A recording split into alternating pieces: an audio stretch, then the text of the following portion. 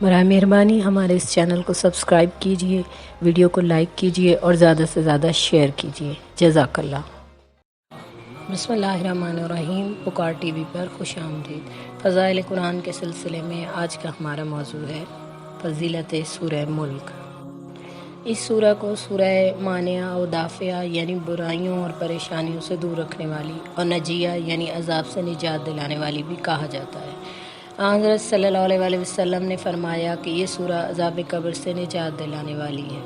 اس کے پڑھنے والے کو ایسا ثواب ملے گا گویا اس نے شب قدر میں شب بیداری کی ہو۔ حضرت امیر المومنین علی بن ابی طالب علیہ السلام نے فرمایا کہ اس سورہ کا پڑھنے والا روز قیامت نجات پائے گا اور ملائکہ کے پروں پر اڑے گا اور حسن یوسف جیسا چہرہ پائے گا۔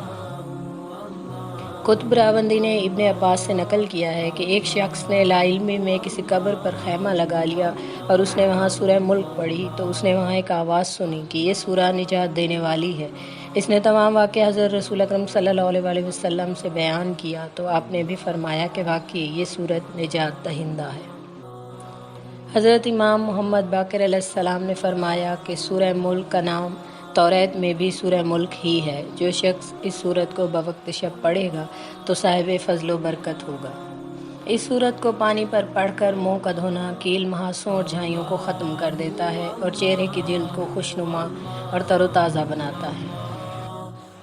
حضرت امام جعفر صادق علیہ السلام نے فرمایا کہ جو کوئی اس سورہ کو واجب نمازوں میں پڑھے گا تو وہ اللہ تعالیٰ کی امان میں رہے گا۔